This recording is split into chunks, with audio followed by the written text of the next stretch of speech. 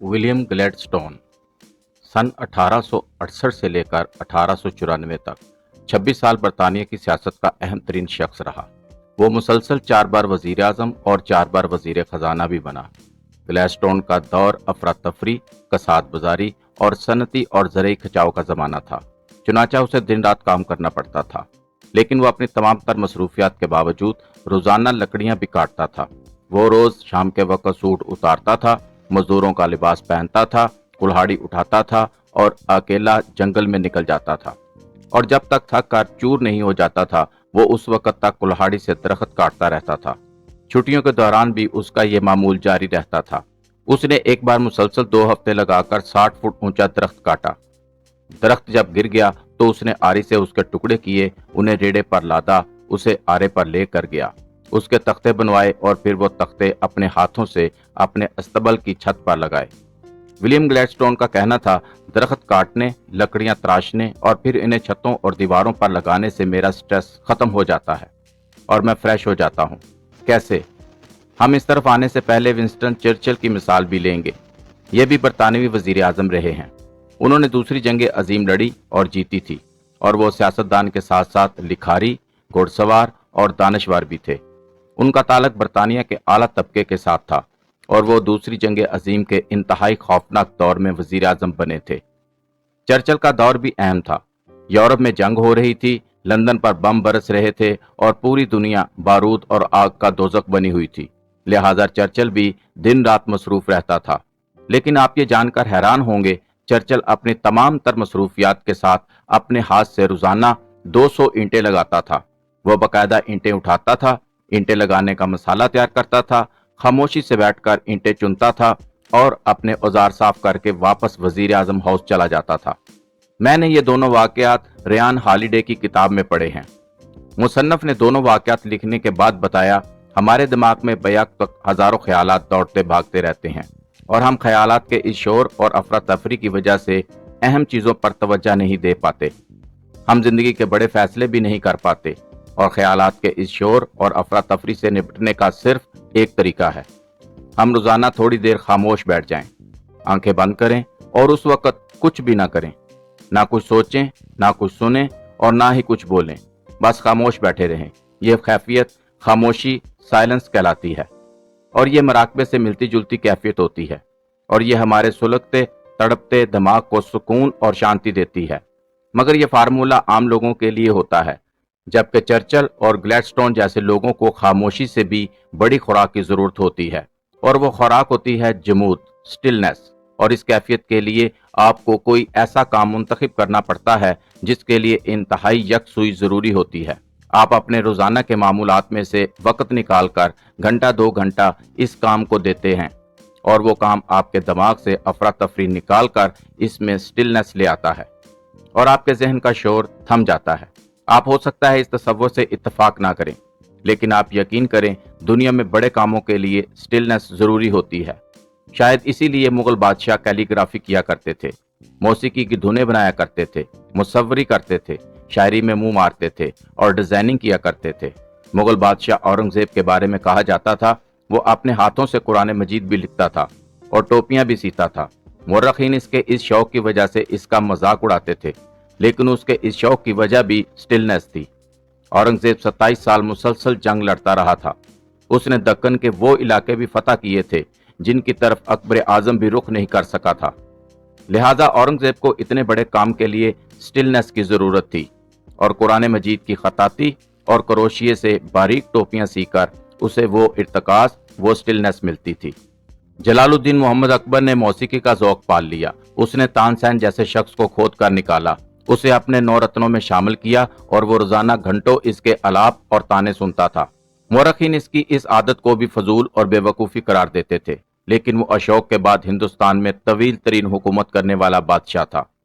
वो 49 साल तख्त पर मुतमक्किन रहा और बंगाल से लेकर काबुल तक उसकी हुकूमत थी। इतनी बड़ी सल्तनत को संभालने के लिए उसे इतनी ही बड़ी स्टिलनेस दरकार थी और ये उसे सिर्फ तानसेन और मौसीकी ही दे सकती थी। आप अकबर की सारी फतूहात और मैनेजमेंट सिस्टम साइड पर कर दें तो भी शहजादा सलीम के साथ उसकी जंग छोटा वाक़या नहीं था। शहजादा सलीम उसकी अकलौती नरीना औलाद थी اور اس اولاد کے لیے بادشاہ نے ننگے پاؤں سینکڑوں کلومیٹر سفر کیا تھا، لیکن پھر وہی بیٹا ایک کنیز کے لیے اپنے باپ سے ٹکرا گیا اور باپ کو اس کے ساتھ باقاعدہ جنگ کرنی پڑ گئی۔ آپ خود فیصلہ کیجئے، اکبر اعظم کو اس جنگ کے لیے کتنی سٹلنس کی ضرورت پڑی ہوگی۔ شاہجہاں آرکیٹیکٹ اور مصور تھا، وہ اپنے ہاتھ سے تصویریں بھی بناتا تھا اور عمارتوں کے نقشے بھی۔ آپ کو آج بھی ہندوستان میں اس کے شاہکار نظر آتے ہیں۔ بھارت ہر سال صرف تاج محل سے بلین ڈالر کماتا ہے، اور یہ شاہجہاں کا بر صغیر پر کتنا بڑا احسان ہے۔ اور رہ گیا بہادر شاہ ظفر، تو اسے شاعری کا چسکا تھا۔ مورخین اس کے مشاعروں کا مذاق بھی اڑاتے تھے، لیکن آپ آخری مغل بادشاہ کی ٹریجڈی دیکھیے۔ اس کی سلطنت اس کے سامنے ڈھیر ہو رہی تھی اور صرف لال قلعے تک محدود ہو کر رہ گیا تھا، اور اس کے اخراجات کے لیے بھی وہ مہاجنوں اور جوہریوں کا محتاج تھا۔ دہلی کے جوہری روز دربار میں آتے تھے، بادشاہ اپنی انگوٹھیاں اور ہار بیچتا تھا، اور پھر کہیں جا کر ابراہیم ذوق کے لیے بخشیش کا بندوبست ہوتا تھا۔ چنانچہ بہادر شاہ ظفر اگر شاعری کی باریکیوں میں پناہ نہ لیتا تو کیا کرتا؟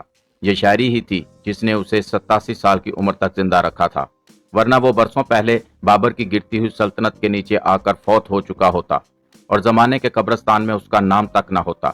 ہم سب انسانوں کو دماغ کی افراتفری، ذہن کے شور اور روح کے فشار سے جان چھڑانے کے لیے خاموشی چاہیے ہوتی ہے، اور ہم اگر خدا نہ خواستہ کوئی اہم کام کر رہے ہیں یا کوئی بڑا سوچنا اور کرنا چاہتے ہیں تو پھر ہمیں سٹلنس چاہیے ہوتی ہے، اور دنیا میں سٹلنس کے لیے زیادہ ٹولز موجود نہیں ہیں۔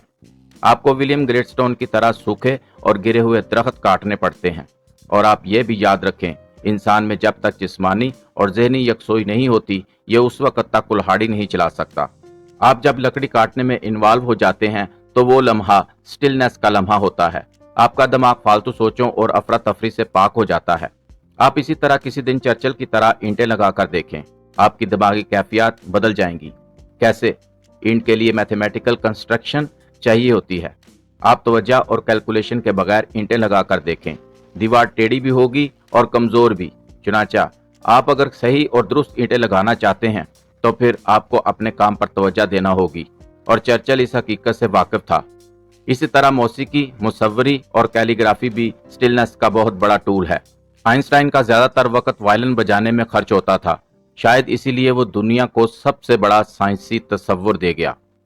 عباسی خلفاء کیلیگرافی کے ماہر ہوتے تھے، اور یورپ کے تمام بڑے بادشاہ مصوری اور مجسمہ سازی کرتے تھے۔ دنیا کے تمام بڑے لکھاریوں اور شاعروں کو باغبانی، زراعت اور جانور پالنے کا شوق تھا۔ لیو ٹالسٹائی کسان تھا، وہ اپنے ہاتھوں سے کھیتوں میں کام کرتا تھا۔ چارلس ڈکنز اور شیکسپیئر باقاعدہ مالی تھے، یہ پھول اگاتے تھے اور گھنٹوں ان کی نگہداشت کرتے تھے۔ اللہ تعالیٰ کے 99% انبیاء کرام جانور پالتے تھے، یہ بھیڑ بکریاں اور اونٹ چراتے تھے۔ اور ترک بادشاہ اور شہزادے لوہار ہوتے تھے، یہ اپنی تلوار اور تیر خود بناتے تھے۔ آپ نے ارطغرل ڈرامے میں ارطغرل کو لوہا کوٹتے اور تلوار کی دھار تیز کرتے دیکھا ہوگا۔ یہ صرف ڈرامائی سین نہیں تھا، تمام عثمانی شہزادے اپنی تلواریں خود بنایا کرتے تھے، اور وہ یہ فن اپنے دور کے لوہاروں سے باقاعدہ سیکھتے تھے، اور اس سے انہیں بھی سٹلنس کی دولت حاصل ہوتی تھی۔ میں جانتا ہوں آپ اور میں شہزادے، بادشاہ، وزیر اعظم اور آئنسٹائن نہیں ہیں، ہم عام لوگ ہیں، لیکن انسان بہرحال انسان ہوتا ہے، وہ خواہ چرچل ہو یا اللہ دتا اداس، ہم سب انسان ہیں، اور انسانوں کو ٹینشن بھی ہوتی ہے اور ڈپریشن بھی۔ اور آپ اگر روزانہ اس کیفیت سے گزرتے ہیں تو پھر آپ بھی ہاتھ سے کام شروع کر دیں، آپ بھی کوئی نہ کوئی فن سیکھ لیں۔ آپ اگر اینٹیں نہیں لگا سکتے تو پھول ہی اگا لیا کریں، آپ کیلیگرافی، مصوری یا موسیقی ہی سیکھ لیں، آپ کو سٹلنس بھی مل جائے گی اور آپ کے دماغ کا فشار بھی تھم جائے گا۔ آپ کو اگر یقین نہ آئے تو تجربہ کر کے دیکھ لیں، اگر کامیاب ہو گئے تو میرے لیے دعا کر دیجئے گا، اور اگر ناکام رہے تو بھی میری اصلاح کے لیے دعا فرما دیجئے گا۔